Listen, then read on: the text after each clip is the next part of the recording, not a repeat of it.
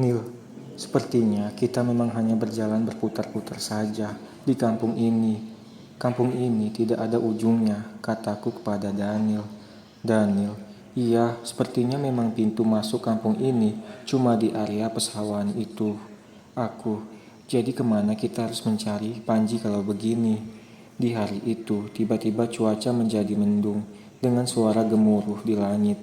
Angin yang dingin terasa berhembus menerpa wajah kami dengan bau menyan yang khas. Hujan kemudian turun membasahi tanah yang tadinya kering. Kami berdua kemudian akhirnya berteduh di teras musola itu. Tiba-tiba dari arah dalam musola terdengar suara orang memanggil kami. Nak, sini dulu masuk. Ternyata itu Bapak Marbot yang tadi. Kami kemudian masuk ke dalam musola itu dan duduk di depan Bapak Marbot yang sedang duduk juga. Bapak Marbot, kenapa kalian belum pergi juga? Kalian memang tidak takut di sini atau kalian memang ingin tinggal di sini? Aku, tidak Pak. Kamu sebenarnya akan pulang, tetapi kami sedang mencari kawan kami yang kembali tadi ke kampung ini. Bapak Marbot, kenapa kawan kalian ingin kembali ke kampung ini lagi? Daniel, dia tidak percaya perkataan Bapak tadi dan berniat untuk pulang menggunakan ojek dari sini. Bapak Marbot, jadi begitu ya, kalian sudah mengerti kan kampung ini tidak nyata? Daniel, iya Pak, kami sudah tahu. Tiba-tiba Bapak itu menyentuh dahi kami berdua dengan telunjuk jarinya. Seketika Bapak itu menghilang dan musola yang tadinya bersih menjadi kotor, seram dan berdebu. Kami langsung keluar dari musola dan melihat kalau tidak ada hujan sama sekali, padahal tadi sedang hujan. Kami kemudian berjalan ke gang itu. Jalan gang itu sudah terlihat tidak seperti jalan, dan rumah-rumah warga yang tadinya bagus menjadi seperti rumah reot, usang dan menyeramkan. Dan ternyata yang lebih menyeramkan lagi, orang-orang yang ada di kampung ini berubah wujud. Ada yang berubah menjadi seekor kuda kepala manusia. Aku melihat ibu-ibu yang tadinya sedang menyuapi anaknya makan, seketika berubah wajah menjadi makhluk seperti kera, tetapi mempunyai sayap. Wajahnya memiliki tanduk yang keluar dari kedua pipinya, matanya hijau. Anak-anak yang sedang bermain di halaman rumahnya berwujud seperti kadal berkepala manusia. Kami berdua merinding ketakutan, kemudian kami berlari masuk ke dalam musola. Daniel di sana mau menangis saking takutnya melihat makhluk-makhluk itu. Dalam hati aku berpikir, sepertinya kami akan terjebak di sini. Sepertinya ini memang alam jin dan makhluk-makhluk tadi itu adalah wujud dari jin. Aku mencoba berpikir tenang, tetapi malah membuatku semakin takut. Jangan-jangan kita akan terjebak di sini selamanya, Ron, katanya sambil menangis. Aku, jangan bilang begitu. Sudahlah, kamu jangan menangis. Kami duduk berdua di dalam musola dan bingung apa yang harus kami lakukan. Cukup lama kami di dalam musola itu tanpa berani keluar, sampai tidak sadar kalau waktu sudah sore.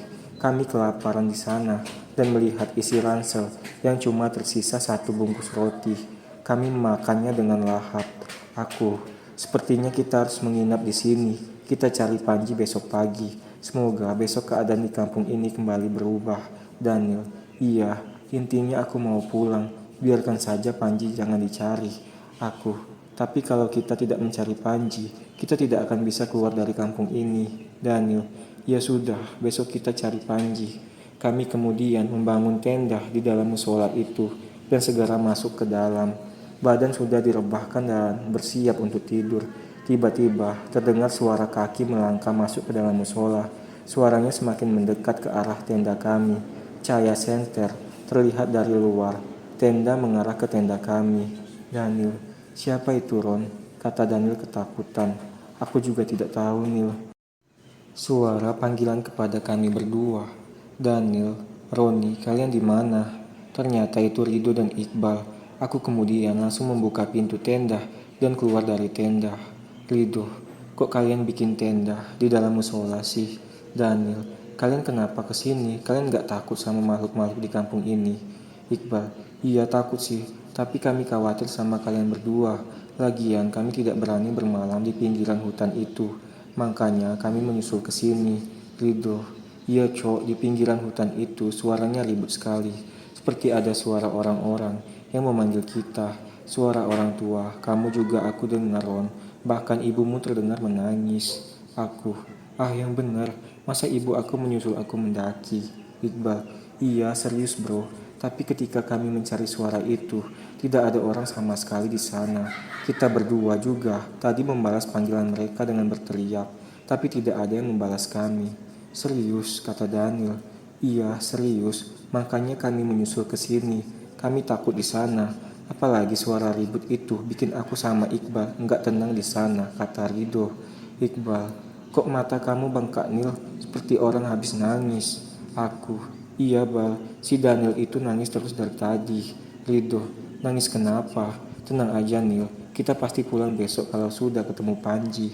Daniel, coba kalian lihat makhluk-makhluk di luar itu. Apa kalian gak merinding liatnya? Iqbal, makhluk apa? Itu kan orang yang sama, yang melakukan aktivitas sama seperti hari-hari kemarin. Aku, kok kamu lihatnya begitu? Kalian gak lihat mereka berubah menjadi makhluk yang menyeramkan? Rido, enggak kok, mereka sama kayak kemarin. Aku, coba kalian lihat musola ini, kotor banget kan? Reot, berdebu, banyak daun-daun berserakan di lantai. Iqbal, enggak kok, musola ini bersih seperti sebelumnya. Makanya kami heran, kenapa kalian bangun tenda di dalam musola? Ridho, ini coba lihat, bersih kan? Sambil mengarahkan cahaya senter ke lantai dan dinding musola. Daniel, kalian buta ya? Itu kan kotor banget. Ternyata pandangan aku sama Daniel berbeda dengan pandangan Ridho dan Iqbal. Aku, apa jangan-jangan penglihatan kita berubah gara-gara dahi kita disentuh sama bapak yang tadi ya? Kataku kepada Daniel. Daniel, iya bener banget. Kayaknya memang gara-gara itu Ron. Ridho, emangnya apa yang terjadi tadi? Aku, kami ketemu bapak marbot itu. Kemudian dahi kami disentuh. Seketika penglihatan kami berdua berubah menjadi menyeramkan. Iqbal, terus kemana bapak marbot itu pergi? Daniel, dia tiba-tiba menghilang. Iqbal, kok bisa menghilang? Oh iya, Panji ketemu nggak? Daniel, enggak, kami hanya berputar-putar di desa ini tadi. Aku, iya, kita seperti melakukan kegiatan yang berulang-ulang. Ridho, kok bisa ya? Jadi gimana nih? Kalau nggak ada Panji, kita nggak bisa pulang. Aku, ya udah, besok kita cari. Kita nggak bisa cari dia di kondisi kampung yang gelap seperti ini. Apalagi penglihatan aku sama Daniel berbeda dari penglihatan kalian. Ridho, ya udah, kita tidur aja malam ini. Besok pergi kita cari. Karena tenda yang satunya lagi ada di ransel Panji.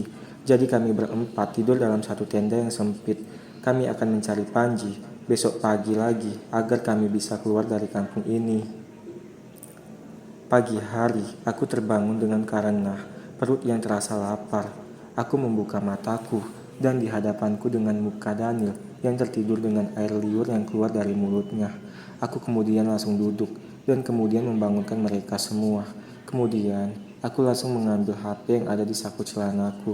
Ternyata, HP aku sudah kehabisan baterai. Maklum HP jadul, jadi baterainya nggak kuat seperti HP baru kebanyakan.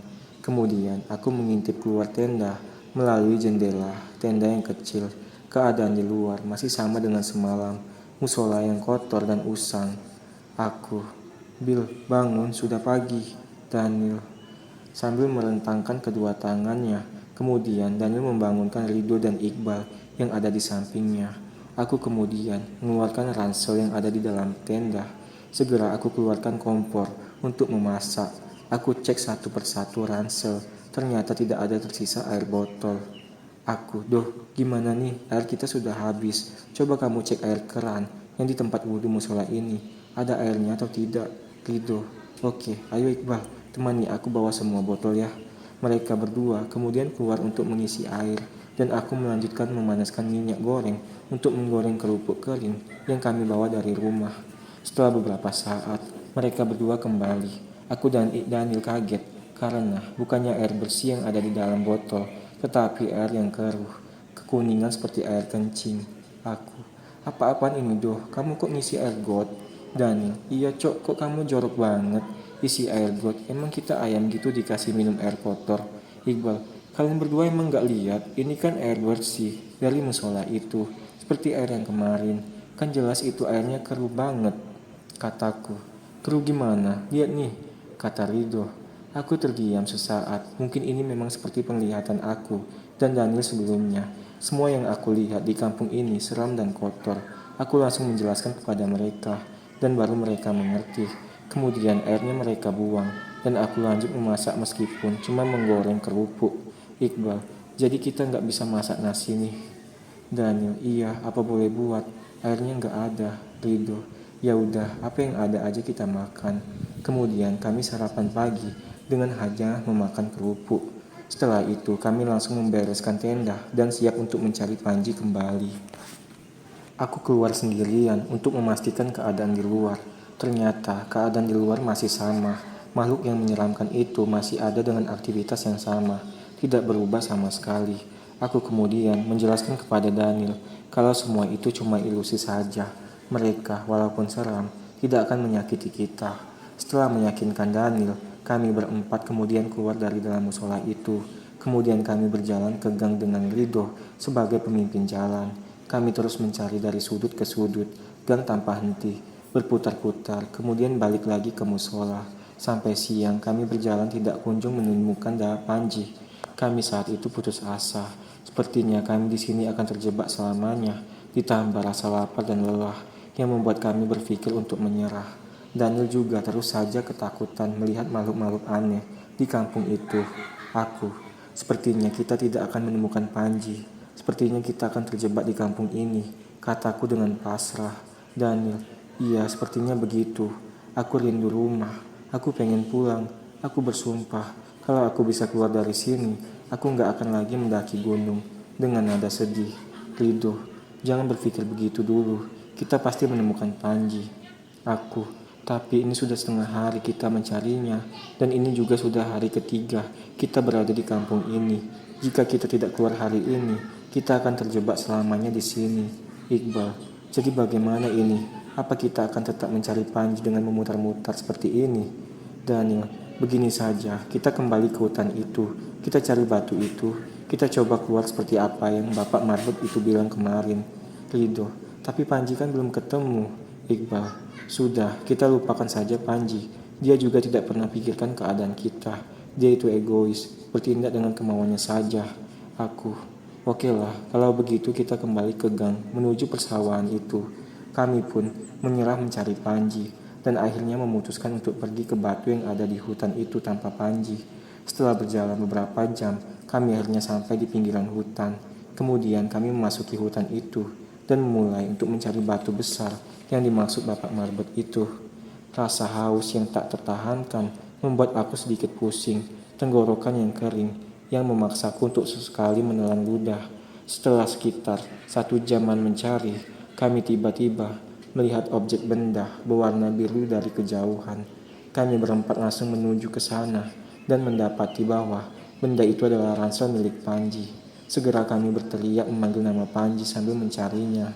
Aku mengecek isi ransel itu, tetapi masih utuh seperti biasa, dan aku menemukan air botol dan 2 bungkus roti yang masih tersisa di dalam tas itu. Kami langsung meminum air dan memakan roti itu karena rasa haus dan lapar yang tak tertahankan. Ayolah, cepat kita cari Panji. Ini sudah sore, kita nggak punya waktu lagi, kataku. Setelah selesai makan dan minum, kami kemudian melanjutkan pencari Panji di area tempat kami menemukan ransel itu. Tak lama kemudian, kami mendengar suara minta tolong, tetapi samar-samar. Tolong, tolong. Suara itu sangat kecil dan lemah. Kami terus mengikuti sumber suara itu, dan akhirnya melihat bahwa itu adalah Panji yang bersandar di sebuah batu besar yang tidak lain memang itu adalah batu yang sedang kita cari. Kami langsung berlari menuju Panji dan memberikan sedikit air yang tersisa di dalam botol. Ayo, dengan suara nafas yang terengah-engah. Aku, ayo apa Panji? Dengan panik. Panji, ayo kita pergi dari sini. Badan Panji di sana sangat lemas sampai tidak mampu untuk berdiri. Aku kemudian membantunya berdiri dengan merangkulnya. Aku, apa yang sebenarnya terjadi padamu Panji? Panji, aku sepertinya akan mati. Ridho, kamu jangan bilang begitu Panji. Aku, ayo cepat kita kelilingi batu ini sebanyak 3 kali. Tidak membuang waktu lagi.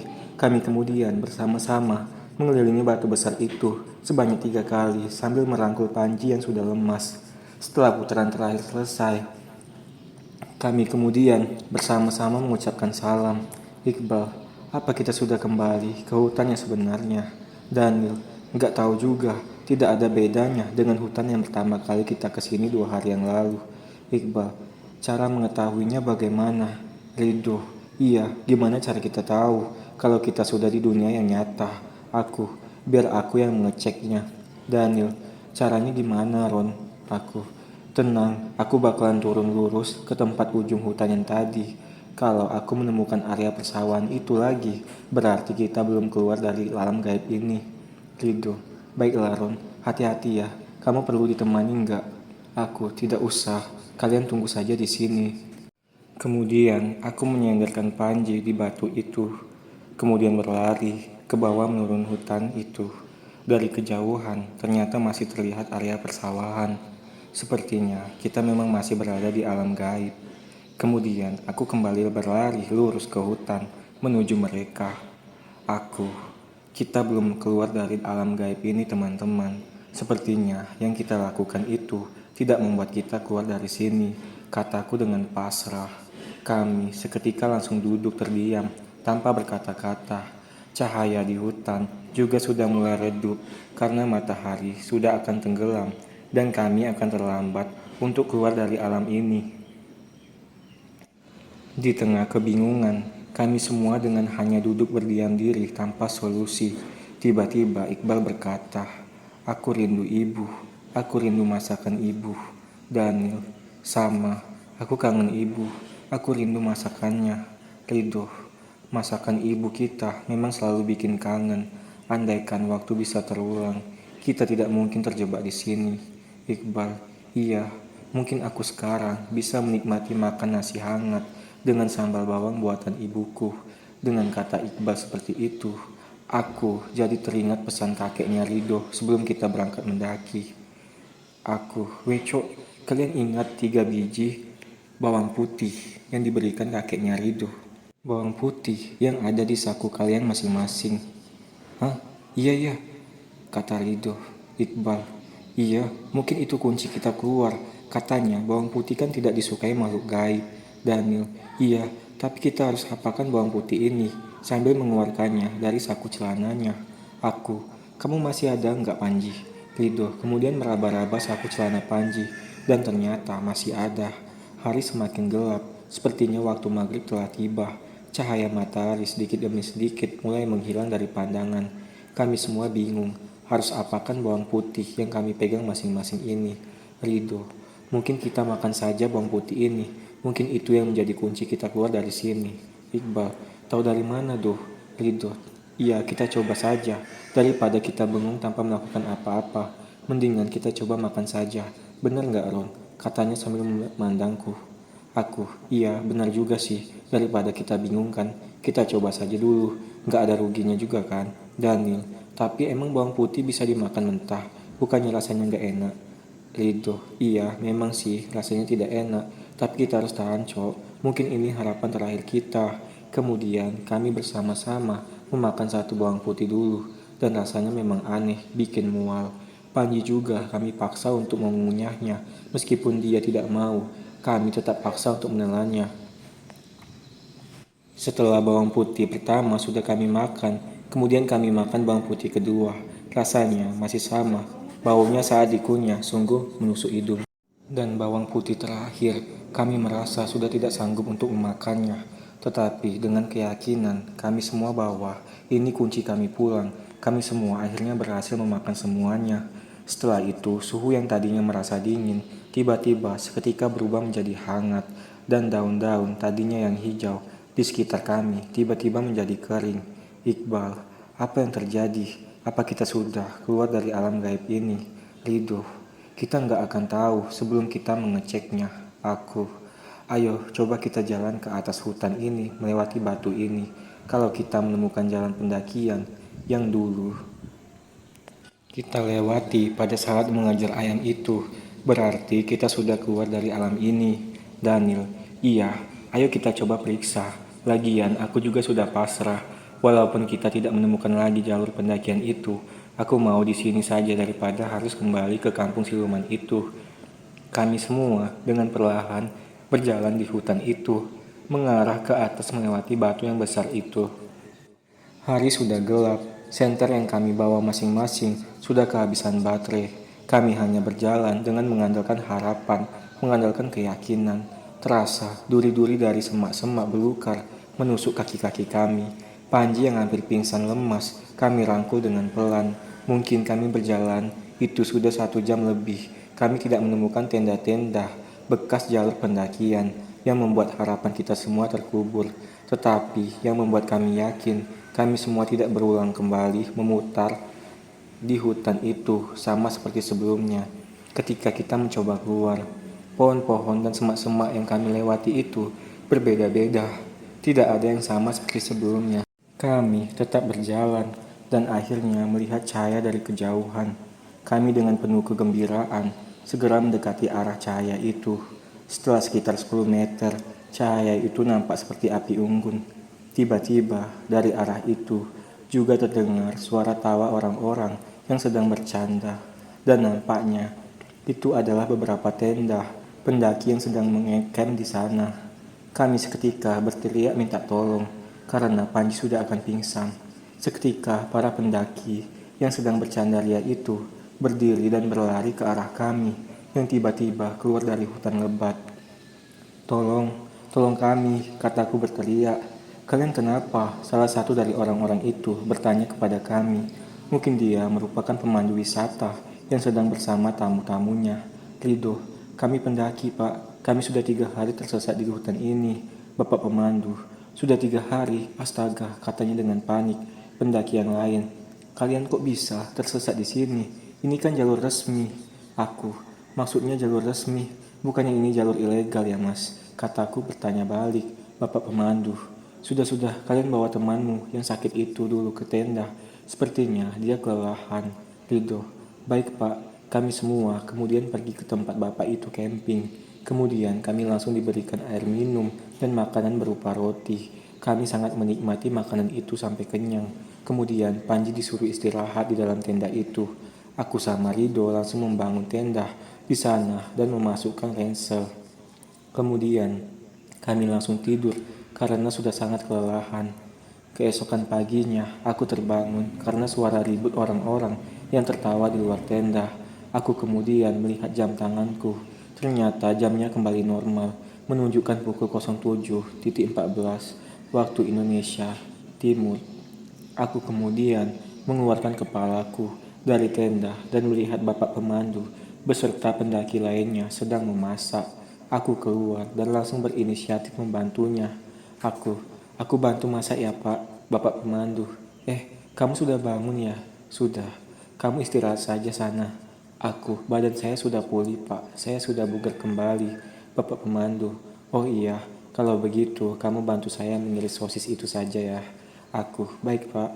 Aku kemudian mengambil sosis yang ada di dalam kemasannya. Aku belum pernah melihat merek sosis seperti itu sebelumnya. Tapi aku tidak terlalu mempedulikannya. Aku langsung membuka sosis itu dan mengirisnya. Pak pemandu, oh iya, nama kamu siapa? Saya Roni pak, pak pemandu. Oh, kalian semua dari mana? Kami dari kota pak. Pak pemandu lagi, bagaimana ceritanya? Kalian kok bisa tersesat? Padahal di jalur pendakian ini sudah banyak petunjuk jalan. Kami 3 hari yang lalu melewati jalur yang dilarang. Kemudian kami mengejar ayam ke hutan dan sampai kami ketemu sebuah perkampungan dan tersesat di sana. Pak pemandu, bukannya di gunung ini tidak ada jalur yang dilarang. Semua jalur pendakian di sini kan resmi. Terus mana bisa ada perkampungan di tengah hutan ini? Kita sudah jauh dari gerbang pendakian. Ini kan tempat kita camping ini jalur ilegal kan pak? Kami 3 hari lalu mengejar ayam dari sini pak ke arah hutan itu sambil menunjuk ke arah hutan. Pak pemandu, kamu bagaimana sih? Ini jelas jalur resmi dan arah hutan yang kamu tunjuk dari tadi itu kan tebing curam. Makanya tadi malah kami semua yang di sini heran. Kenapa ada seseorang yang minta tolong dari arah tebing sana? Waduh yang benar pak. Dari perkataan bapak ini, aku semakin percaya kalau perkampungan yang kami singgahi kemarin merupakan kampung gaib. Aku di sini tidak mau menceritakan Bapak ini kalau kami semua sebenarnya telah masuk ke kampung gaib. Pak Pemandu, kalau kamu masih belum percaya juga, coba kamu berjalan ke hutan arah kalian datang tadi malam itu. Kemudian Rido tiba-tiba keluar dari tenda dan duduk di sampingku. Aku, sudah bangun ya Doh? Rido, iya Ron, aku tidur nyenyak banget tadi malam. Aku, gimana keadaan Panji Doh? Rido, aman, sepertinya dia memang sangat kecapean, dia masih tidur tuh. Aku, oh iya Pak, kenalin nih teman saya namanya Rido. Pak Pemandu, oh iya, salam kenal ya, sambil berjabat tangan dengan Rido. Aku, kata bapak ini, di arah kita datang tadi malam itu tebing curam doh. Rido, yang benar kamu Ron, Pak Pemandu. Kalau kalian gak percaya, coba kalian berdua berjalan sekitar 100 meter ke sana, sambil menunjuk arah kami datang tadi malam. Aku, oh iya pak, ini pak sosisnya sudah selesai dipotong. Kemudian aku dan Rido berdiri dan berjalan menuju hutan arah kami datang semalam.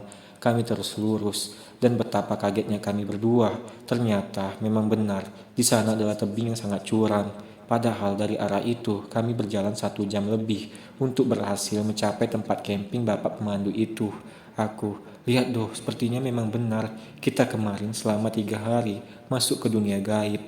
Rido, iya Ron, aku jadi merinding. Untung saja kita bisa keluar. Aku, ayo kita cepat-cepat saja pulang. Aku sudah rindu rumah. Aku takut kembali masuk ke dalam kampung itu lagi.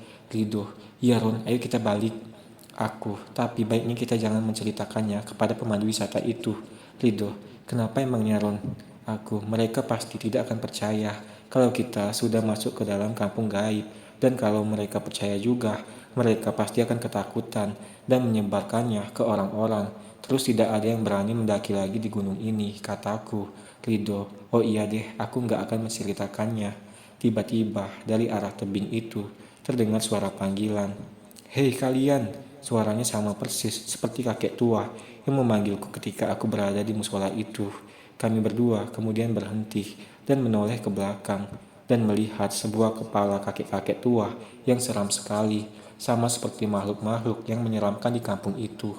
Rambutnya terurai panjang, memiliki tanduk seperti domba yang melingkar ke depan pipinya. Matanya hijau, tetapi kami tidak melihat badannya, hanya kepalanya saja. Beraninya kalian keluar dari kampung ini, katanya dengan seram dan marah. Aku, ampun kek, kami tidak akan mengulanginya lagi, kataku menjawab dengan nada ketakutan. Kakiku sudah bergetar. Rido yang ada di sampingku tadi seketika langsung berlari meninggalkanku. Lari, lari Ron, kata Rido sambil berlari. Aku masih terdiam melihat kepala kakek itu. Tiba-tiba dia berdiri dan ternyata badannya itu adalah ular dan kepalanya itu manusia. Tanpa berpikir panjang, aku seketika langsung berlari. Tunggu aku doh, kataku sambil berlari. Kami berlari sambil tempat camping itu. Mereka semua kaget karena berlari seperti habis dikejar setan. Pak Pemandu, kalian kenapa? Rido, ada makhluk jadi-jadian. Aku, doh jangan, sambil menepuk pundak Rido.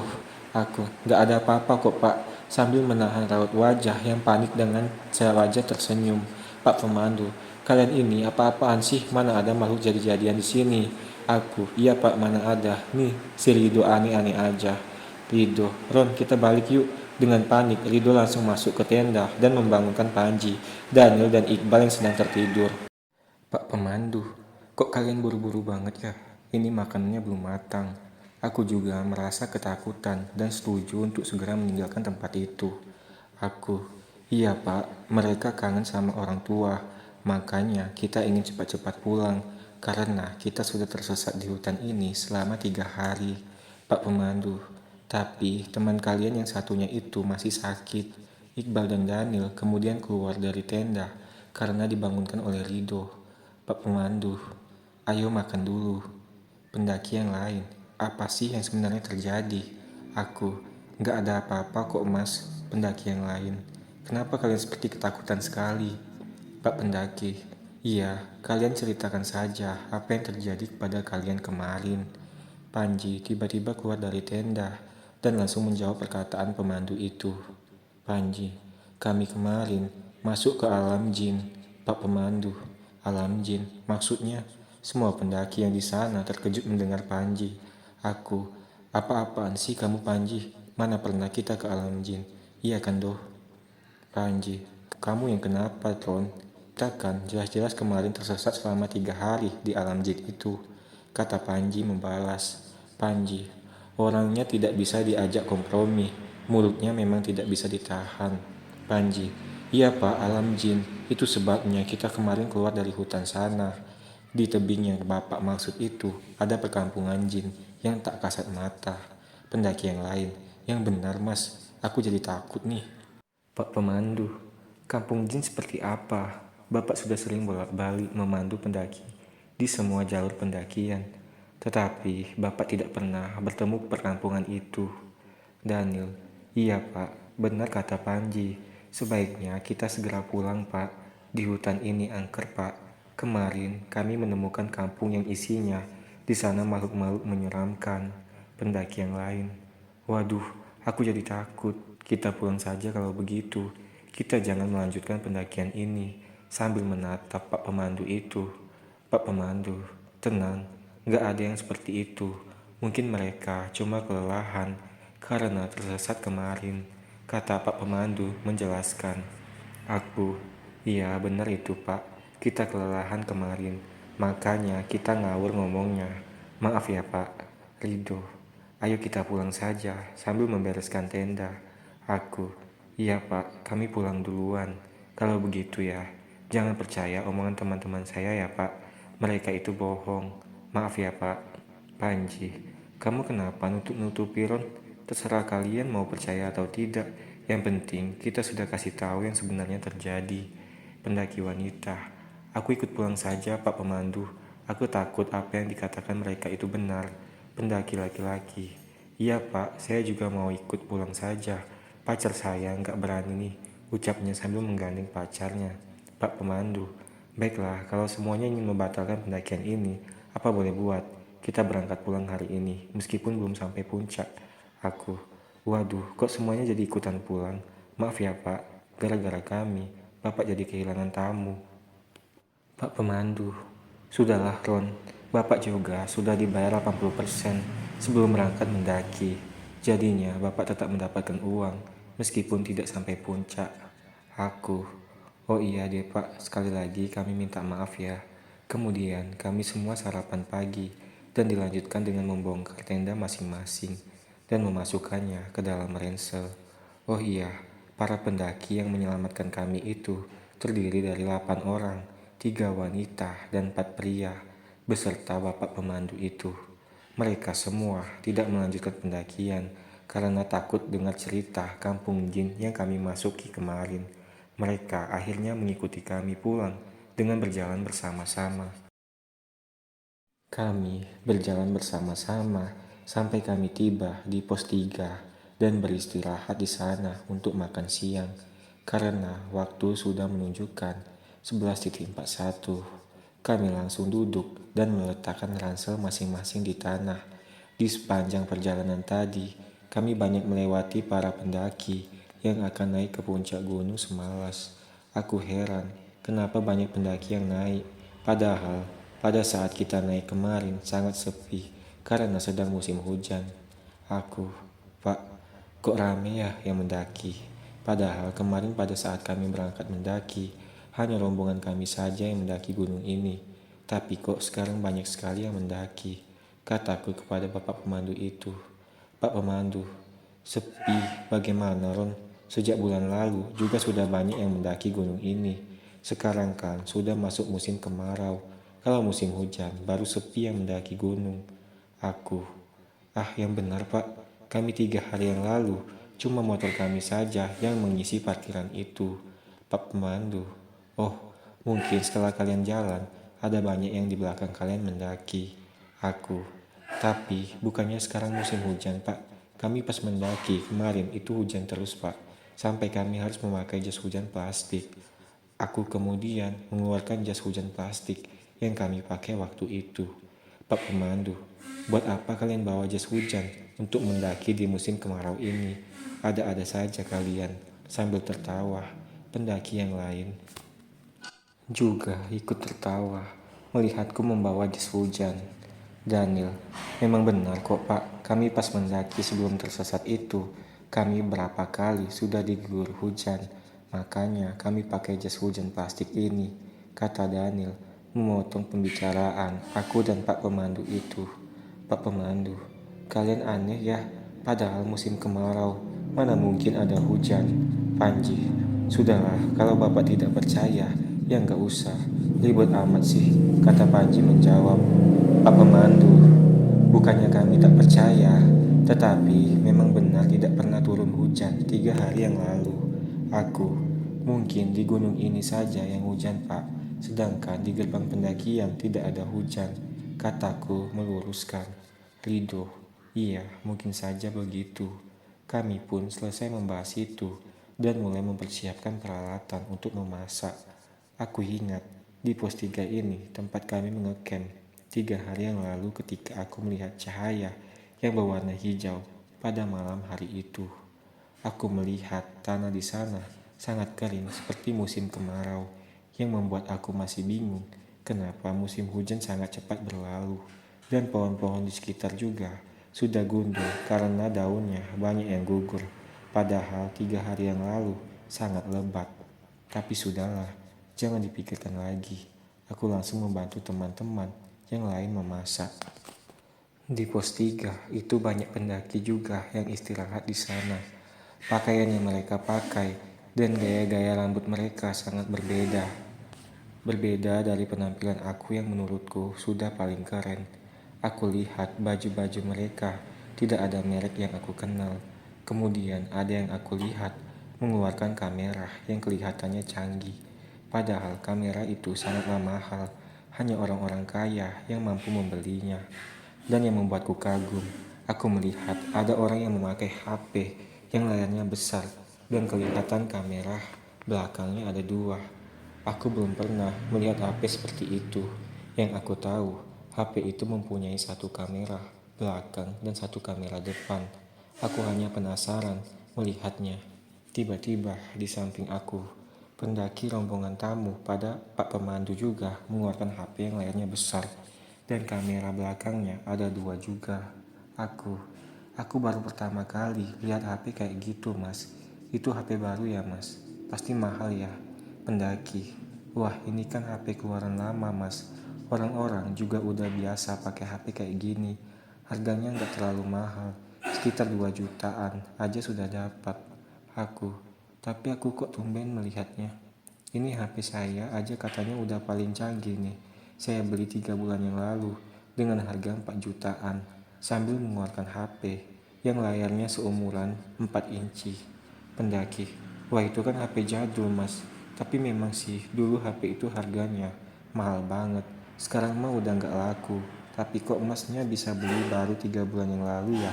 Kan HP-nya sudah nggak ada dijual di toko HP, katanya dengan heran. Aku, ini kan keluaran baru mas, bukan HP jadul. Masa HP aku yang lagi ngetren ini dikira jadul nih? Kataku sambil menunjukkan HP aku ke Daniel. Daniel, mana mungkin itu kan HP keluaran terbaru. Mungkin masnya itu kurang update. Pendaki, kurang update gimana? Semua orang tahu kalau itu memang HP jadul. Pak Pemandu, itu kan HP mahal zaman saya masih muda dulu, katanya. Aku, yang benar Pak, Pak Pemandu. Iya benar, Bapak waktu muda dulu baru lulus kuliah. Mana ada uang buat beli HP semahal itu. Tapi sekarang kan zaman sudah berubah. Sekarang HP sudah makin canggih dan harganya juga semakin murah. Daniel, wah emang Bapak muda dulu tahun berapa Pak? Kok udah ada HP kayak punya Roni itu? Pak Pemandu, itu sekitar 12 tahun yang lalu. Mungkin tahun 2005 atau 2006 kalau nggak salah. Iqbal, hah? Bapak ini ngarang? Haha, sambil tertawa. Panji, ternyata bapak yang serius gini bisa bercanda juga. Aku, iya pak, masa tahun 2006 dibilang masa mudanya dulu. Aku juga tertawa mendengarnya. Pendaki yang lain memandang kita berlima dengan tatapan aneh dan heran. Pendaki wanita, kalian kenapa ketawa seperti itu? Memang benar kan 2006 itu zaman dulu? Kok kalian tertawa mendengarnya? Pak Pemandu, maksud kalian apa ya? Kenapa kalian tertawa mendengar kabar kalau masa muda saya itu 12 tahun yang lalu? Aku, kan bapak lagi bercanda sama kita. Jadinya lucu aja kan? Masa tahun 2006 bapak bilang zaman dulu? Rido, iya pak, ada-ada saja. Kalau di zaman muda bapak 2006, terus tahun berapa sekarang pak? Katanya sambil tertawa. Pendaki yang lain, ini kan tahun 2018, kenapa kalian harus tertawa mendengar itu? Panji, 2018? 2018 dari Hong Kong. Iqbal, iya, ini kan tahun 2006, kalian kenapa sih katanya. Pak Pemandu, lah kok kalian bilang 2006? Katanya dengan heran.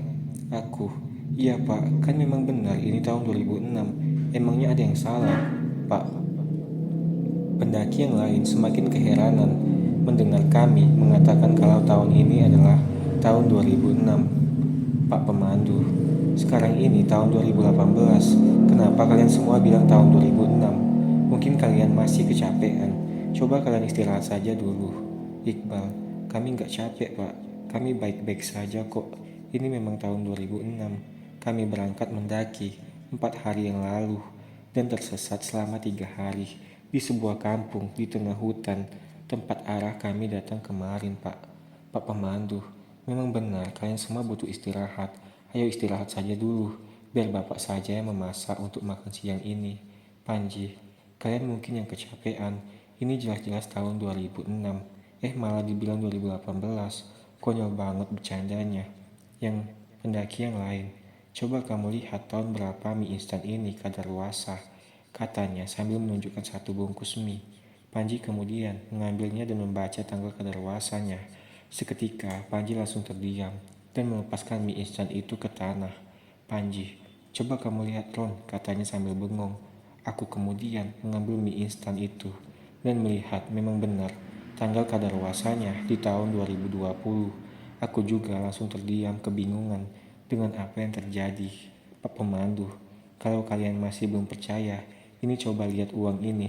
Tahun berapa uang ini dicetak, sambil mengeluarkan 2 jenis uang yang tidak pernah kami lihat sebelumnya. Aku melihat tahun berapa uang itu dicetak. Ternyata tahun 2017. Aku, ini pasti uang palsu ya pak? Kok ada uang seperti itu? Kataku heran. Pak Pemandu, ini uang baru. Ini uang resmi Indonesia. Baru dikeluarkan tahun lalu. Daniel, uang Indonesia. Itu kayak gini pak. Sambil mengeluarkan uang 10.000 keluaran 2002. Pendaki yang lain, itu kan uang jadul sudah tidak berlaku sekarang. Kami semua semakin bingung dengan apa yang terjadi dengan orang-orang ini dan tahun berapa yang sebenarnya sekarang. Pak Pemandu, memangnya sebenarnya kalian mendaki tahun berapa sih? Kok bisa-bisanya bilang kalau ini 2006? Aku, iya 4 hari yang lalu pak, ini potongan karcis saya, masih saya simpan di kantong tas ransel. Aku kemudian mengeluarkan potongan karcis masuk dari Taman Nasional Gunung Semalas. Pak Pemandu itu kemudian mengambilnya dari tanganku dan melihatnya. Bapak itu langsung terkejut seakan tidak percaya apa yang dilihatnya. Pak Pemandu, ih ini kan karcis masuk tahun 2006, katanya tercengang. Rido, lah memang iya tahun 2006 pak. Pemandu yang lain, yang benar pak, sambil mengambil potongan karcis itu dari tangan pemandu itu. Pendaki di sana semua tercengang, semuanya melihat potongan karcis pendakian yang aku keluarkan. Di sana tertulis tanggal 7 November 2006. Pak Pemandu, kamu lahir tahun berapa? Sambil memandangku. Aku 1985 pak, sekarang umur saya 21 tahun. Dengan perkataanku seperti itu, semuanya langsung kaget dan berdiri. Mereka semua menatap kami dengan tajam. Pendaki wanita, yang benar kamu jangan bohong deh. Pak Pemandu, kamu anak kuliah Universitas Mataram kan? Aku, iya, kok bapak bisa tahu? Pak Pemandu, Fakultas Hukum. Rido, kok bapak bisa tahu semua tentang Roni pak? Pak Pemandu, kalian 3 orang dari fakultas yang sama kan? Yang mendaki Gunung Semalas tahun 2006. Terlihat bibirnya bergetar. Daniel, bapak orang hebat ya, kok bisa tahu kalau saya, Rido dan Roni satu fakultas? Pemandu itu langsung meraba-raba badan kami. Badannya bergetar seperti baru melihat setan. Pak Pemandu, ayo cepat kita semua harus turun. dengan nada tergesa-gesa. "Iqbal, kenapa Bapak tiba-tiba terburu-buru?" "Pak Pemandu, pokoknya kalian harus cepat turun. Kita harus secepatnya melaporkan kalian ke petugas." Dengan suara yang panik, tangannya bergetar ketakutan. Kita makan dulu kan Pak, ini makanannya belum matang." Pendaki wanita, "Iya Pak, kenapa kita jadi terburu-buru seperti ini?" Pendaki yang lain, "Pak, sebenarnya apa sih yang terjadi sama mereka? Kenapa Bapak tiba-tiba ketakutan seperti ini?" Bapak pemandu itu tiba-tiba mengeluarkan dompet dari tas selempangnya. Dia langsung mengeluarkan KTP-nya. "Pak pemandu, nih lihat KTP Bapak.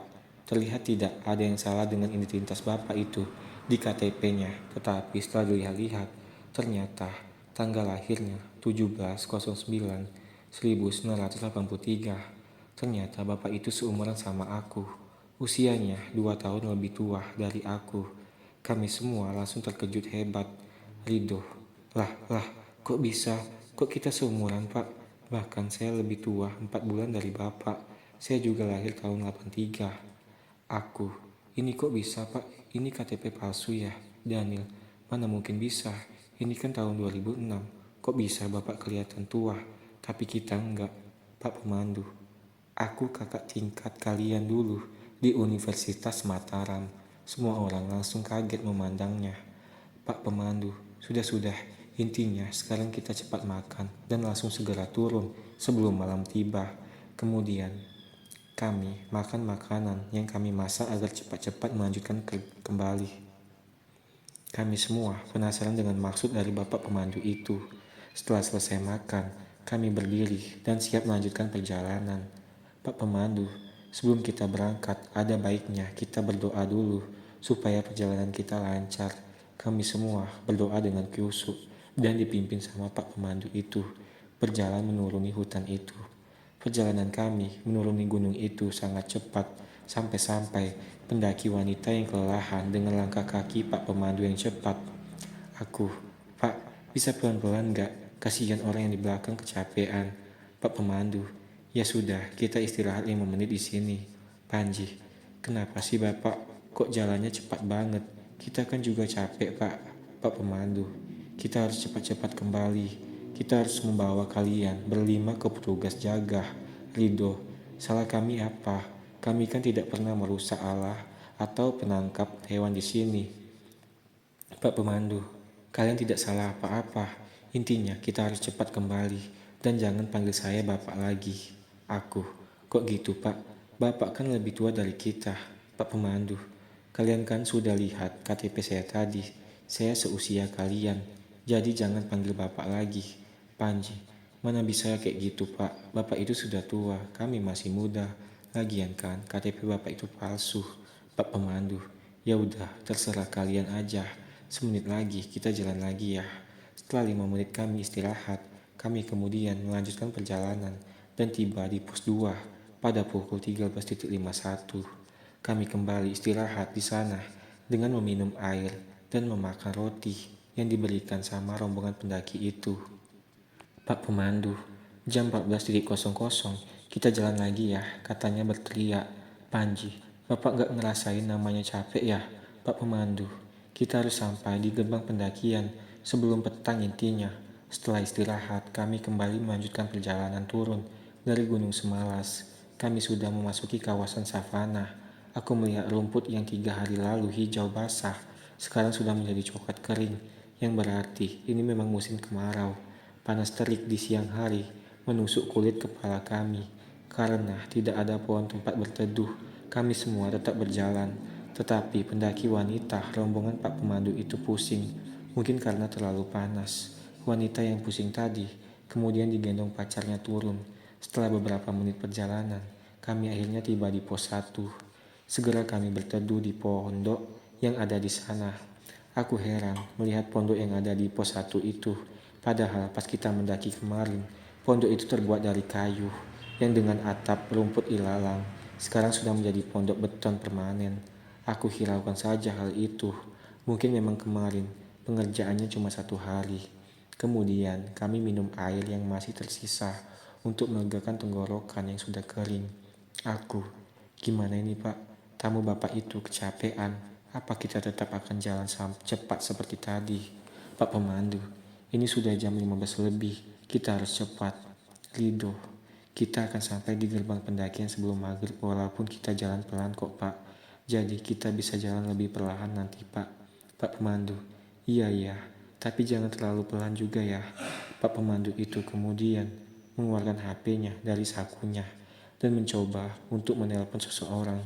Aku, memangnya sinyal HP bisa dijangkau di pos 1 ini Pak, kataku. Pendaki yang lain, bisa dong, sekarang kan sudah ada sinyal 4G. Iqbal, sinyal 4G itu apaan? HP saya juga bisa kan mas? Katanya sambil mengeluarkan HP-nya. Pendaki, mana bisa, itu kan HP jadul, nggak ada sinyal 4G-nya. HP yang kayak gitu, paling sinyalnya cuma 8G, katanya. Iqbal, waduh, kata Iqbal sambil melihat layar HP-nya yang kecil. Padahal HP Iqbal juga waktu itu merupakan merek terkenal, juga karena mempunyai aplikasi BBM. Tutut, suara HP bapak itu terdengar sedang mencoba memanggil seseorang. Pak Pemandu, halo, segera panggil Polhut dan dinas sosial. Iya, ada korban pendaki. Hubungi puskesmas terdekat juga. Cepat, kami ada di pos 1, pokoknya harus. Baik, assalamualaikum. Begitulah yang kami dengar dari percakapan Bapak Pemandu itu. Aku, Bapak telepon siapa? Sepertinya serius sekali. Polisi hutan buat apa Pak? Pak Pemandu. Gak ada apa-apa kok, kalian tenang saja. Intinya kalian sudah kembali dengan sehat dan selamat. Daniel, iya kan kamu cuma tersesat 3 hari di hutan Pak. Kami baik-baik saja kok, walaupun kami hampir mati, kehabisan bekal di kampung itu. Pak Pemandu, Kampung Anjani ya? Daniel, iya kok Bapak tahu? Pak Pemandu, sudah jangan dibahas sekarang. Nanti saya cerita kalau sudah sampai rumah ya. Setelah beberapa menit istirahat, kami kemudian melanjutkan perjalanan menuruni gunung itu menuju gerbang nasional Gunung Semalas. Setelah berjalan beberapa menit dari pos 1, aku kembali menanyakan apa yang sebenarnya terjadi kepada Pak Pemandu itu. Aku, Pak tolong jawab jujur, apa yang sebenarnya terjadi? Kataku sambil berjalan. Pak Pemandu, saya nggak bisa menjelaskan sekarang. Nanti kalau sudah sampai di bawah, baru saya jelaskan. Panji, palingan juga kita dikerjain, katanya sambil tertawa. Sudah sekitar 20 menit berjalan, kami masih di area perbukitan savana. Dari sana sudah terlihat permukiman warga yang menandakan bahwa kita akan segera sampai di gerbang pendakian. Iqbal, akhirnya kita bisa pulang juga. Aku rindu masakan ibu. Daniel, iya ya, besok sudah bisa rebahan di kasurku. Pokoknya besok aku mau tidur seharian. Iqbal, iya sama. Capek-capek gini, enaknya memang rebahan di kasur yang empuk. Panji, apa rebahan? Enaknya itu ngopi, ngerokok pagi-pagi sambil nonton film. Kalian anak lemah yang pengen rebahan terus. Rido, kau emang gak sadar kalau udah hampir pingsan kemarin? Iqbal, iya, padahal dia ngerepotin kita. Gak tahu diri nih orang. Panji, aku gak butuh kalian. Coba aja aku gak dikejar kakek tua sialan itu. Aku gak bakalan sampai kelelahan dan tersesat. Aku, sudahlah kalian jangan ribut. Kita sudah hampir sampai sini. Aku, Pak, terima kasih ya telah menolong kami. Bapak baik karena mau memberikan kami makanan sampai kami bisa turun. Aku berkata sambil memandang bapak itu. Pak Pemandu, sudahlah jangan dipikirkan. Intinya kalian semua bisa pulang dengan selamat. Rido, iya Pak, kami sangat berterima kasih. Tanpa bantuan Bapak, kami mungkin masih akan tersesat di hutan itu. Pak Pemandu, iya sama-sama. Tapi nanti kalau kita sudah sampai, kalian semua jangan kaget ya. Kalian kuatkan mental, ikhlaskan semuanya sama yang kuasa. Aku, maksudnya apa Pak? Pak Pemandu, nanti kalian juga akan tahu kok. Kami kemudian terdiam dan terus berjalan menuruni perbukitan itu. Tiba-tiba dari kejauhan, di parkiran pendakian itu sudah terlihat ramai orang. Mobil ambulan terlihat parkir di sana, seperti ada korban kecelakaan. Orang-orang ramai seperti sedang menunggu seseorang. Terlihat juga polisi dan tentara yang berjaya di sana. Aku melihat gerbang pendakian itu sudah berubah. Area parkirnya lebih luas, tidak seperti pada saat kami sedang mendaki kemarin. Rido, lah, kok rame ya? Daniel, iya kok rame? Apa ada orang yang kecelakaan? Pendaki yang lain, ini kenapa Pak? Kok rame? Siapa yang mereka tunggu? Katanya kepada Pak Pemandu. Aku, iya Pak, apa ini karena Bapak yang menelpon tadi? Pak Pemandu, sudah, kalian semua tenang saja. Aku melihat jam tanganku sudah pukul 17.06. Kami akhirnya sampai di parkiran dengan selamat. Sekitar jarak 50 meter dari parkiran itu tiba-tiba semua orang yang ramai itu langsung menghampiri kami, menyambut kami. Polisi yang berjaga di sana langsung menghampiri kami semua dan menyuruh kami masuk ke kantor Taman Nasional Gunung Semalas. Kami semua menjadi tontonan. Warga sekitar juga ramai melihat kami seperti melihat artis. Apa yang sebenarnya terjadi kepada kami semua? Kemudian kami masuk ke dalam kantor itu, kecuali bapak pemandu itu yang terlihat berbicara kepada petugas. Setelah kami semua masuk, kami semua beserta rombongan tamu, pak pemandu itu langsung ditanya sama petugas yang ada di sana.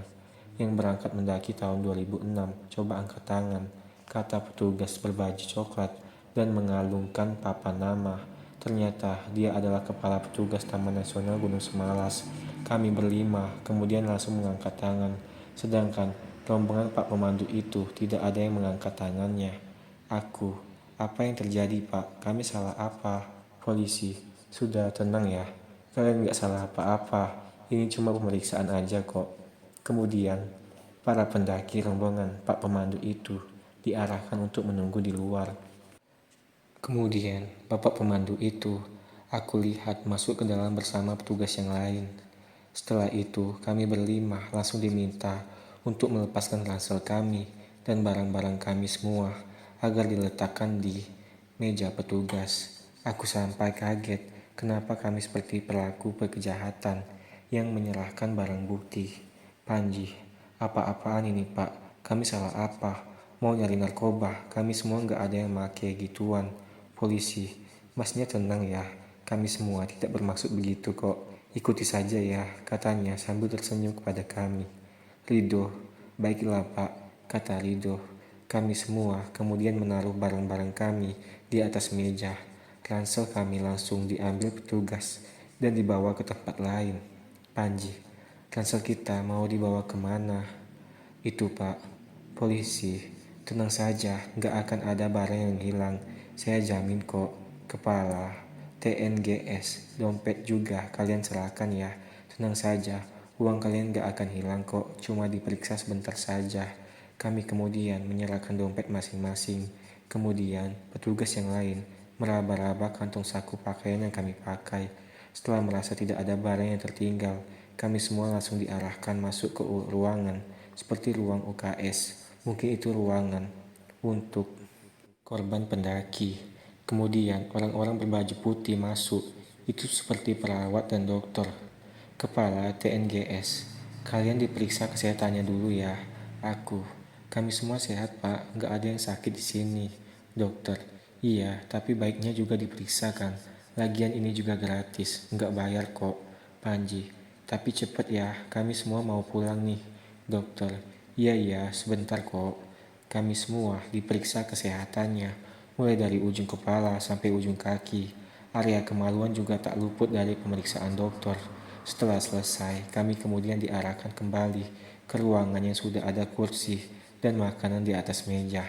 Di sana sudah ada Pak Pemandu tadi yang sedang duduk menunggu kami. Kepala TNGS, kalian di sini dulu ya, makan dulu. Pasti kalian lapar kan? Ucap kepala petugas itu. Panji, tahu aja Pak kalau kita lapar. Aku, makasih ya Pak. Rido, iya Pak, terima kasih banyak ya. Kami kemudian masuk dan makan dengan lahap karena sudah sangat lapar. Aku melihat kalender yang digantung di dinding ruangan itu dengan tahun 2018. Apa memang benar sekarang ini tahun 2018? Kataku dalam hati. Setelah selesai makan, sisa-sisa makanan langsung dibereskan petugas dari arah pintu. Terlihat beberapa petugas masuk dan duduk bersama kami di kursi itu. Mereka semua duduk di depan kami.